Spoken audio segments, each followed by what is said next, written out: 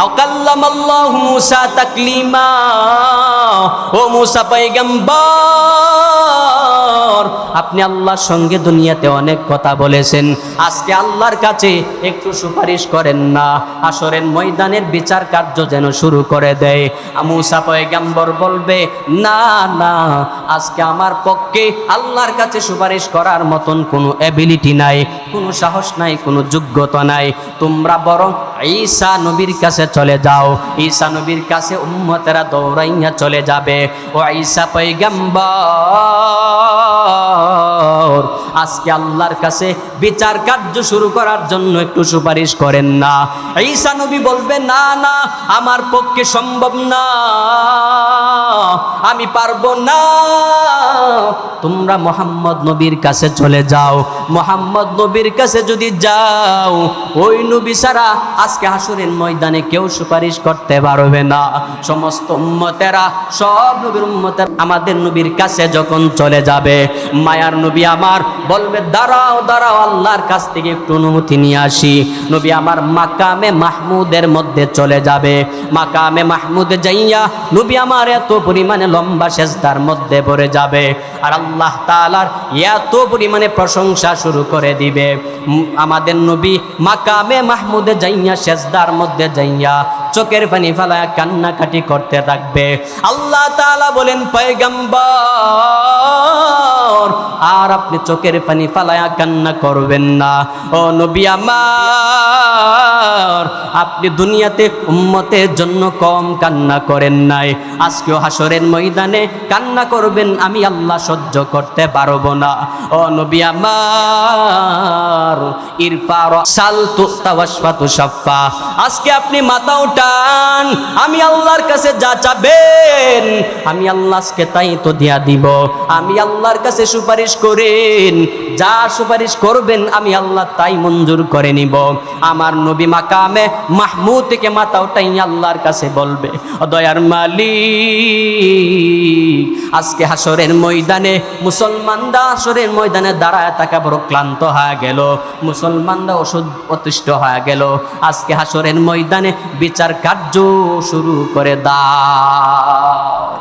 আল্লাহ বলবে, নবী আমার, দুনিয়াতে আপনি কোনো আবদার করেন নাই, আজকে যেহেতু চাইছেন আমি আল্লাহর ফিরাত দিব না, জান জান হাসরের ময়দানে বিচার কার্য শুরু করে দিলাম। আল্লাহ তাআলা আমার নবীর সুপারিশের মাধ্যমে বিচার কার্য শুরু করবে।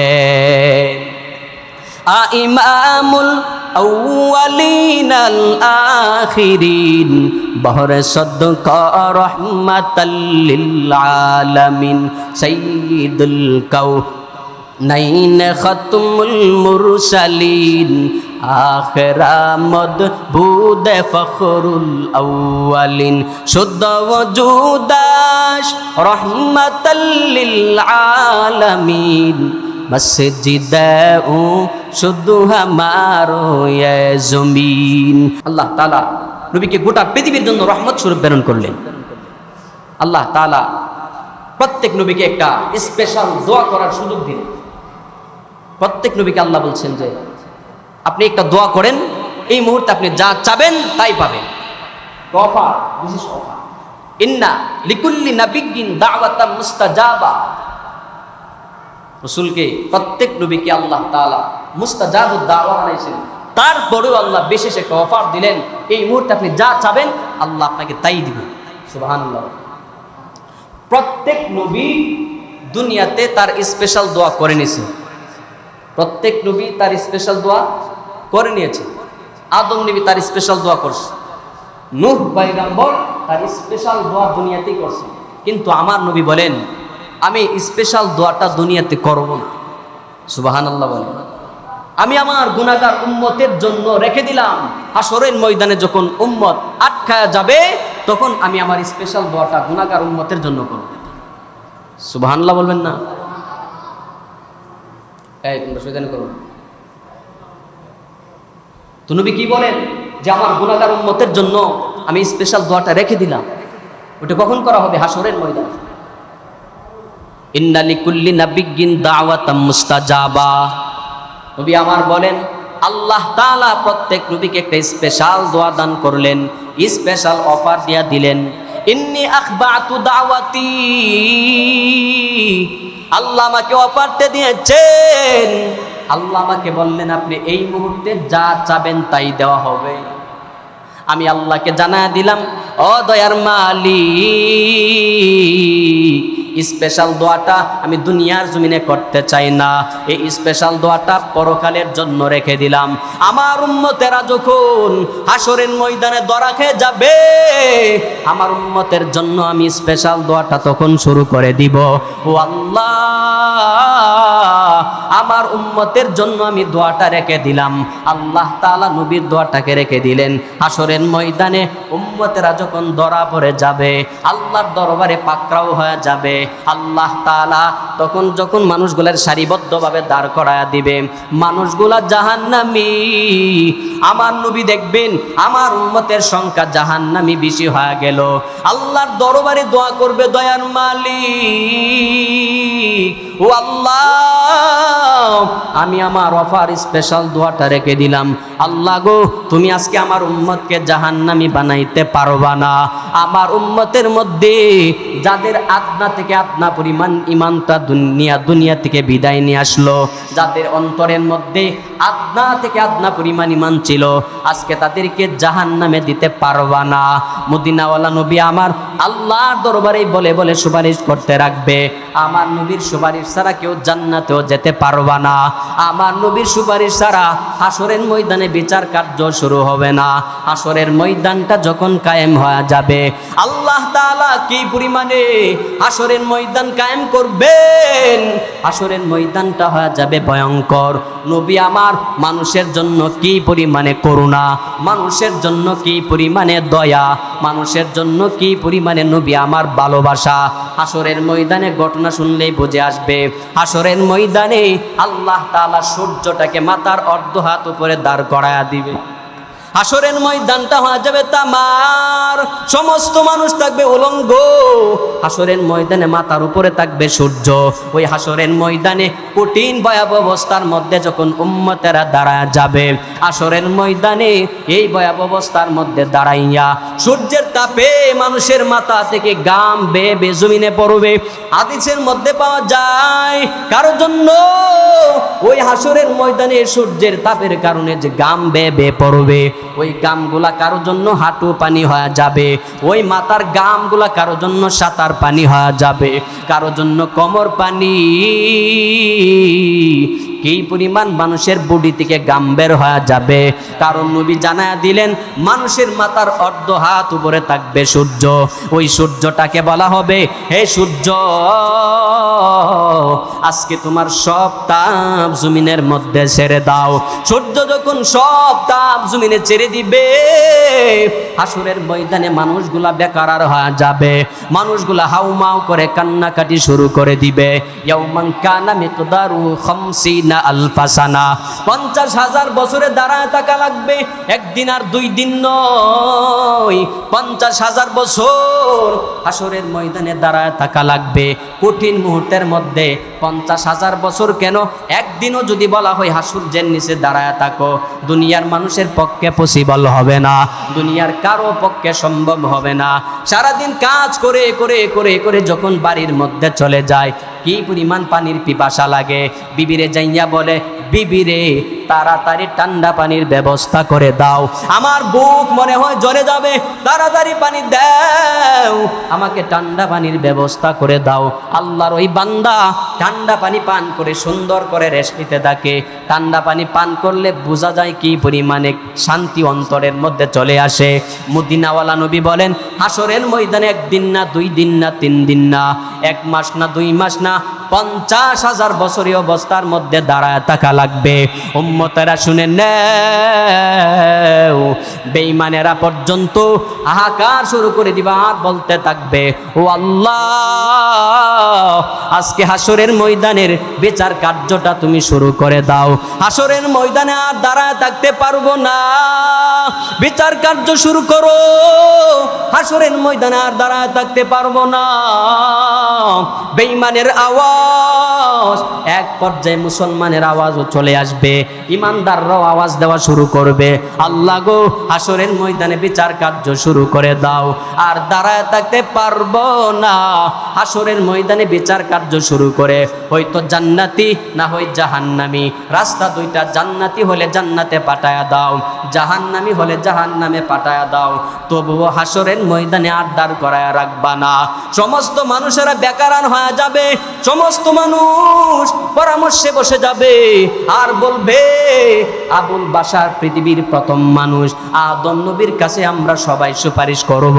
আদম নবীরে যাইয়া বলবো, ও আদম পয়গম্বর, আপনি পৃথিবীর প্রথম মানুষ, আল্লাহ আপনাকে নিজের হাতে বানাইছেন, আল্লাহ তাআলা আপনাকে ফেরেশতার মাধ্যমে সেজদা দেওয়াইছেন, আল্লাহ তাআলা আপনাকে পৃথিবীর প্রথম মানুষ বানাইছেন, আল্লাহ তাআলা আপনাকে জান্নাতেও বসবাস করাইছেন, আপনি আল্লাহর কাছে যাইয়া সুপারিশ করেন, ও দয়ার মালিক, হাসরের ময়দান থেকে ফায়সালা দুইটার একটা, হয়তো জান্নাতি না হয় জাহান্নামী, যারা জান্নাতি তাদেরকে জান্নাতের ফায়সালা শোনায়া দাও, আর যারা জাহান্নামী তাদেরকে জাহান্নামের ফায়সালা শোনায়া দাও। আল্লাহ তাআলার কাছে সুপারিশ করার জন্য আদম নবীরে যাইয়া সবাই দৌড়বে। আদম নবী বলবেন, না না, আল্লাহর কাছে যাইয়া সুপারিশ করার ক্ষমতা আমার মধ্যে নাই। আদম নবী বলবে, না না, আদম নবী বলবে আজকে আল্লাহর কাছে সুপারিশ করতে পারবো না, কারণ আল্লাহ আজকে এত পরিমাণে রাগান্বিত হয়ে আছে। আল্লাহ তাআলার কাছে যদি চলে যায়, আল্লাহ যদি আমার জিজ্ঞাসা করে, আদম তোমার উম্মতের, তোমার বান্দাদের, তোমার উম্মতের সুপারিশ করার আগে তুমি আমার একটা প্রশ্নের জবাব দাও। বলে, কি প্রশ্ন? আল্লাহ যদি আমারে জিজ্ঞাসা করে, আল্লাহ যে তোমাকে জান্নাতের মধ্যে ঢুকাইছিল, আল্লাহ যে তোমাদের জান্নাতের নিয়ামত দান করেছিল, ও আদম আমি যে জান্নাত দিলাম, বলো না জান্নাতের নিষিদ্ধ ফল খাইতে নিষেধ করছিলাম কিনা? আমি বলবো, হ্যাঁ নিষেধ করেছিলেন। আমি বললাম জান্নাতের নিষিদ্ধ ফলটা তুমি খায়ো না। ও আদম কেন খাইছো? আজকে তুমি এই প্রশ্নের জবাব দেও, তারপরে তোমার উম্মতের সুপারিশ করবা। আদম নবী বলে, আল্লাহ যদি আমার ধরে আমি জবাব দিতে পারবো না, সুতরাং আমি পারবো না, তোমরা অন্য নবীর কাছে চলে যাও, নূহ পয়গম্বরের কাছে যাও, নূহ নবীকে গিয়া বলো নূহ নবী যেন আল্লাহর কাছে সুপারিশ করে। সবাই মিলে নূহ পয়গম্বরের কাছে চলে যাবেন। নূহ নবীকে গিয়া বলবেন, ও নবী আমার, আজকে হাসরের ময়দানে কঠিন অবস্থা থেকে উদ্ধার করার জন্য আপনি আল্লাহর কাছে একটু সুপারিশ করেন। আল্লাহকে বলেন, দয়ার মালিক আজকে আমাদেরকে ফায়সালা শোনায় দেন, যারা জান্নাতি জান্নাতে চলে যাবে, যারা জাহান্নামী তারা জাহান্নামের মধ্যে চলে যাবে। তবু হাসরের ময়দানে দাঁড়া থাকা আর আমাদের পক্ষে সম্ভব হবে না। আদম নবী বলবে, না না, আজকে আমি সুপারিশ করতে পারবো না, কারণ এই পরিমাণ সাহস আমার মধ্যে নাই, আমি আল্লাহর কাছে যাইয়া সুপারিশ করতে পারবো না। আদম নবী বলবেন, ইব্রাহিম নবীর কাছে চলে যাও। সকলে মিলে ইব্রাহিম নবীর কাছে যাইয়া ইব্রাহিম পয়গম্বরকে বলবেন, ও নবী আমার, আজকে আল্লাহর কাছে বিচার কার্য শুরু করার জন্য একটু সুপারিশ করেন। আদম নবী বলবেন, না না, আল্লাহর কাছে যাইয়া সুপারিশ করার ক্ষমতা আমার মধ্যে নাই, কারণ আমি দুনিয়াতে ভুল করেছি। আল্লাহ যদি আমাকে বলেন দুনিয়াতে ভুল করেছে কেন, জবাব দেও, জবাব দে, জবাব দেও, আমি জবাব দিতে পারবো না, তাই আমার দ্বারা আজকে সুপারিশ করা পসিবল হবে না, তোমরা অন্য নবীর কাছে চলে যাও। তখন তারা মূসা পয়গম্বর কাছে চলে যাবে। মূসা নবীর কাছে যাইয়া বলবে, ও মূসা পয়গম্বর, আপনি দুনিয়াতে আল্লাহর সঙ্গে কম কথা বলেন নাই। আও কাল্লামাল্লাহু মূসা তাকলিমা, ও মূসা পয়গম্বর, আপনি আল্লাহর সঙ্গে দুনিয়াতে অনেক কথা বলেছেন, আজকে আল্লাহর কাছে একটু সুপারিশ করেন না, হাসরের ময়দানের বিচার কার্য যেন শুরু করে দেয়। মূসা পয়গম্বর বলবে, না না, আজকে আমার পক্ষে আল্লাহর কাছে সুপারিশ করার মতন কোনো এবিলিটি নাই, কোনো কোনো সাহস নাই, কোনো যোগ্যতা নাই। তোমরা বরং ঈসা নবীর কাছে চলে যাও। ঈসা নবীর কাছে উম্মতেরা দৌড়াইয়া চলে যাবে। ও ঈসা পয়গম্বর, আজকে আল্লাহর কাছে বিচার কার্য শুরু করার জন্য একটু সুপারিশ করেন না। ঈসা নবী বলবে, না না, আমার পক্ষে সম্ভব না, আমি পারবো না। তোমরা মোহাম্মদ নবীর কাছে চলে যাও। মোহাম্মদ নবীর কাছে যদি যাও, ওই নবী ছাড়া আজকে হাসরের ময়দানে কেউ সুপারিশ করতে পারবে না। সমস্ত উম্মতেরা, সব নবীর উম্মতের আমাদের নবীর কাছে যখন চলে যাবে, মায়ার নবী আমার বলবে, দাঁড়াও দাঁড়াও, আল্লাহর কাছ থেকে একটু অনুমতি নিয়ে আসি। নবী আমার মাকামে মাহমুদের মধ্যে চলে যাবে। মাকামে মাহমুদে যাইয়া নবী আমার এত পরিমাণে লম্বা সেজদার মধ্যে পড়ে যাবে, আর আল্লাহ তাআলার এত পরিমাণে প্রশংসা শুরু করে দিবে। আমাদের নবী মাকামে মাহমুদে যাইয়া সেজদার মধ্যে যাইয়া চোখের পানি ফেলায় কান্নাকাটি করতে থাকবে। আল্লাহ তাআলা বলেন, পয়গম্বর, আর আপনি চোখের পানি ফেলায়া কান্না করবেন না। ও নবী আমার, আপনি দুনিয়াতে উম্মতের জন্য কম কান্না করেন নাই, আজকেও হাসরের ময়দানে কান্না করবেন, আমি আল্লাহ সহ্য করতে পারবো না। ও নবী আমার, ইরফা রাসাল তুস্তাওয়াশফা তুশাফা, আজকে আপনি মাথা উঠান, আমি আল্লাহর কাছে যা চাবেন আমি আল্লাহকে তাই তো দিয়া দিব। আমি আল্লাহর কাছে সুপারিশ করেন, যা সুপারিশ করবেন আমি আল্লাহ তাই মঞ্জুর করে নিব। আমার নবী মাকামে মাহমুদ থেকে মাথা উঠাই আল্লাহর কাছে বলবে, দয়ার মালিক, আজকে হাসরের ময়দানে মুসলমানরা হাসরের ময়দানে দাঁড়ায় থাকা বড় ক্লান্ত হয়ে গেল, মুসলমানরা অতিষ্ঠ হয়ে গেল, আজকে হাসরের ময়দানে বিচার কার্য শুরু করে দাও। আল্লাহ বলবে, নবী আমার, দুনিয়াতে আপনি কোনো আবদার করেন নাই, আজকে যেহেতু চাইছেন আমি আল্লাহর ফিরাত দিব না। জান জান হাসরের ময়দানে বিচার কার্য শুরু করে দিলাম। আল্লাহ তাআলা আমার নবীর সুপারিশের মাধ্যমে বিচার কার্য শুরু করবে। ইমামুল আউয়ালিনাল আখিরিন, বহরে সদকা রহমাতাল লিল আলামিন, সাইয়্যিদুল কাউনাইন খাতমুল মুরসালিন, আখিরামদ বুদে ফখরুল আউয়ালিন, শুদ্ধ ওজুদাশ রহমাতাল লিল আলামিন, মসজিদেও শুধু হামারো এ জমিন। আল্লাহ তাআলা আমার নবীর সুপারিশের মাধ্যমে হাসরের ময়দানে বিচার কার্যটা শুরু করবেন। বিচার কার্য শুরু করার পরে শুধু শেষ হবে না, উম্মতদেরকে জান্নাতে দেওয়ার জন্য আবার যখন সমস্ত উম্মতেরা লাইন ধরে কাতার হয়ে দাঁড়ায় যাবে, আল্লাহ তাআলা কোন নবীকে জান্নাতে যাওয়ার অনুমতি দিবে না। সমস্ত নবীরা জান্নাতে ঢোকার জন্য জান্নাতের গেটের সামনে দাঁড়ায় থাকবে। রিদওয়ান ফেরেশতাকে বলবে, জান্নাতে ঢোকার জন্য দরওয়াজা খুলে দাও। আদম নবী দাঁড়ায় থাকবে, নূহ নবী দাঁড়ায় থাকবে, ঈসা নবী দাঁড়ায় থাকবে, মূসা নবী দাঁড়ায় থাকবে। তখন জান্নাতে ঢোকার জন্য অনুমতি দেওয়া হবে না। আমার নবী যখন জান্নাতের গেটে চলে আসবে, আল্লাহ তাআলা জানায় দেয়, নবী আমার, আপনি আর সুপারিশ করা লাগবে না, আপনি জান্নাতের গেটের সামনে যাইয়া সালাম দিবেন, জান্নাতের দরওয়াজা অটোমেটিক খুলে যাবে। নবী আমার জান্নাতের দরওয়াজার সামনে যখন দাঁড়ায় যায়, জান্নাতের দরওয়াজা টাস টাস করে খুলতে লাগলেন, উম্মতগুলা জান্নাতের মধ্যে ঢুকতে লাগলো। নবীরা জান্নাতের মধ্যে ঢুকে যাবে, উম্মতেরও জান্নাতের মধ্যে ঢুকে যাবে। যারা আদনা থেকে আদনা ঈমান নিয়ে যাবে, আল্লাহ বলবেন জান্নাতে ঢুকে যাও। এক শ্রেণীর মানুষ জাহান্নামী হয়ে যাবে।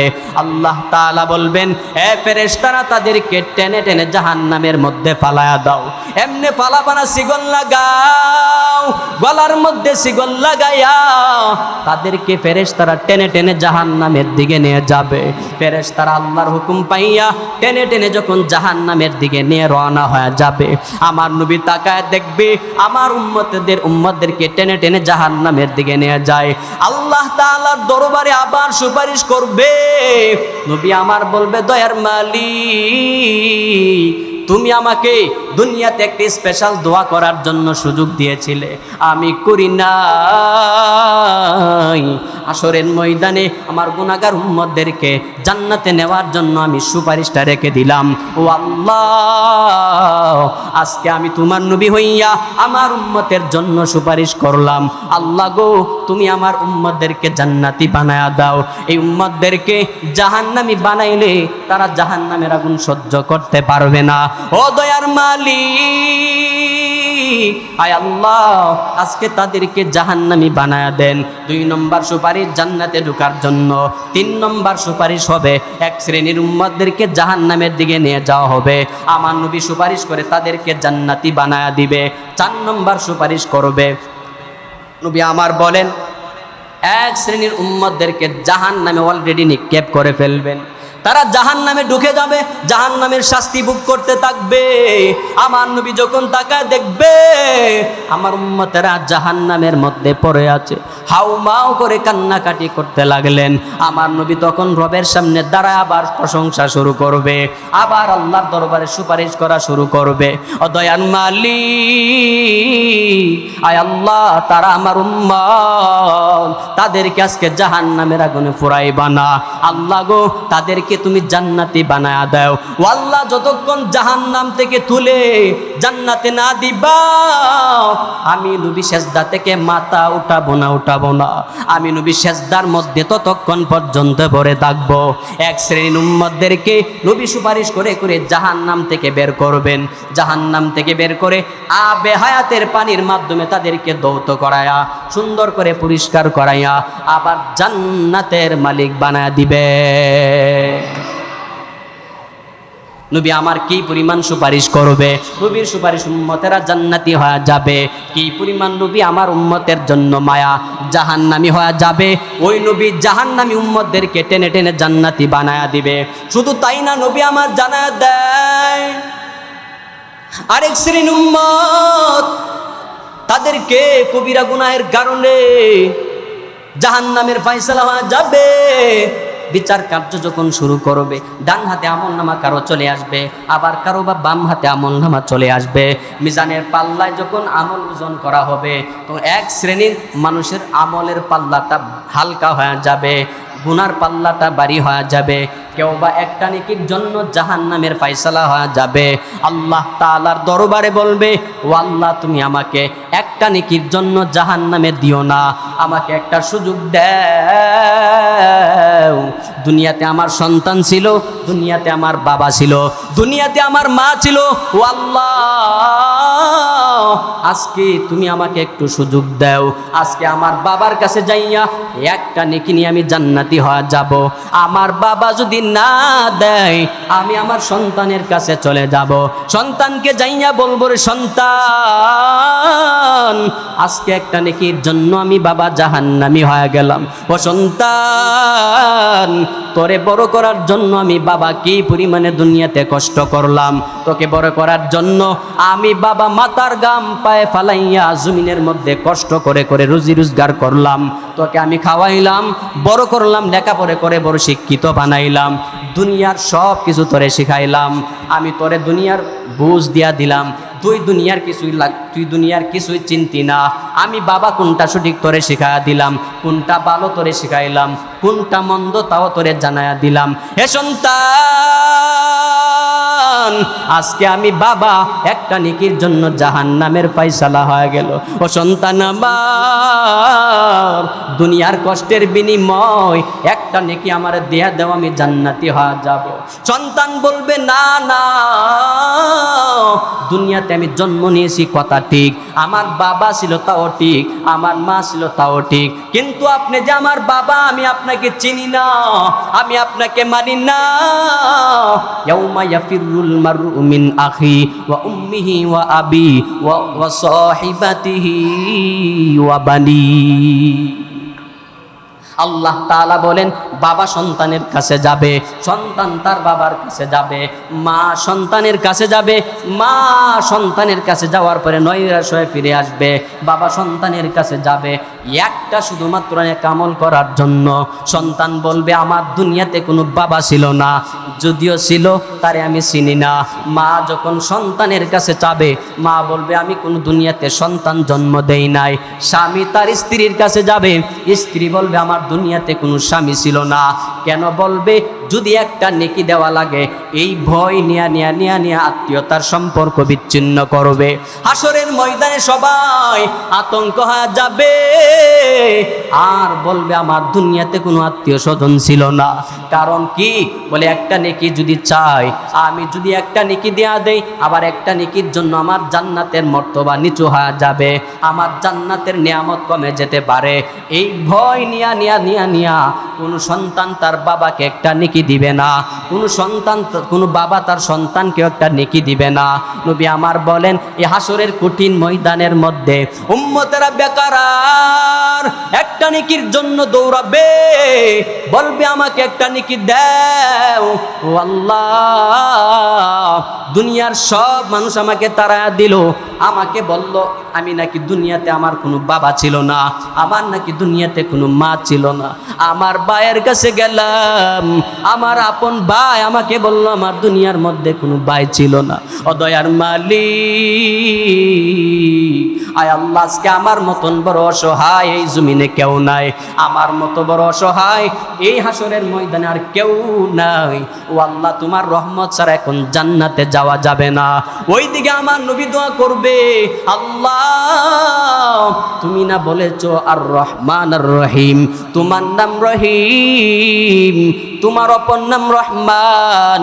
ও আল্লাহ, তোমার রহমান রহিম নাম কোথায় প্রয়োগ করবা? তোমার রহমানের গুণ দুনিয়া বান্দারা কোথায় পাবে? দুনিয়াতে রহমান হিসাবে পেয়েছে, দুনিয়াতে রহিম হিসাবে পেয়েছে, তুমি জানায়া দিয়েছো, আখিরাতের মধ্যে তুমি রহিম হিসাবে তুমি পরিচয় দিবা। ও আল্লাহ, আজকে রহিমের গুণে আমার বান্দাদেরকে জান্নাতি বানায়া দাও। ইয়া ইলাহি তু মেরা রহিম হায়, या इलाही तू मेरा रहमान है, या इलाही तू मेरा हन्नान है, या इलाही तू मेरा मन्नान है। कुफर शिर्क को मेरे दिल से दूर कर, मेरे दिल में इश्क हक मामूर का। হাসরের ময়দানে নবীর শাফাত লাগবে কি লাগবে না? লাগবে। নবী সবার জন্য সুপারিশ করবে। কাদের জন্য করবে? যারা নবীকে ফলো করেছেন তাদের জন্য সুপারিশ করবে। নবী বলেন আমি রহমান হিসেবে, রহমত হিসেবে দুনিয়াতে এসেছি, আমার মায়া উম্মতের জন্য বিন্দু পরিমাণে কম ছিল। আমাকে এত মায় মারলো, তারপরেও আমি আমার উম্মতের জন্য বদদুয়া করি নাই। আমি নবী বললাম, হে উম্মত, আমাকে ফলো করে করে যদি মৃত্যু পর্যন্ত ফলো করে চলতে পারো, হাসরের ময়দানে ফলো করে যদি দাঁড়াইতে পারো, তাহলে আমি নবী সুপারিশ করে তোমাদেরকে জান্নাতে নিয়ে যাব। উম্মাজান আয়েশা সিদ্দিকা রাদিয়াল্লাহু তাআলা আনহা বলেন, নবী হাসরের ময়দানে এত মানুষ দাঁড়াবে, আপনি আপনার উম্মতকে কিভাবে চিনবেন? আপনি আপনার উম্মতকে কিভাবে চিনবেন? তখন রাসূল বলেন, হে আয়েশা শুনো, আমার উম্মতের যারা 5 বেলা নামাজ পড়বে, উজু করবে, তারা উজু যে অঙ্গ প্রত্যঙ্গগুলো ভিজাবে, দৌত করবে, প্রত্যেকটা অঙ্গ প্রত্যঙ্গ হাসরের ময়দানে নূরের মতন চমকাইতে থাকবে। কিসের মতো চমকাবে? নূরের মতো চমকাবে। রাসূল বলেন, যারা আমি রাসূলের সুন্নত ইত্তেবা করে করে দাড়িটা রাখলো, তাদেরকেও চেনাটা আমি নবীর কাছে আরো সহজ হয়ে যাবে। তার চেয়ে বড় কথা, যারা রাসূলের ইত্তেবা করে রাসূলের সুন্নতের আদর্শ মেরে মেরে যারা দুনিয়াতে চলবে, হাসরের ময়দানে আল্লাহ অটোমেটিক্যালি তাদেরকে এক কাতারে দাঁড় করায়।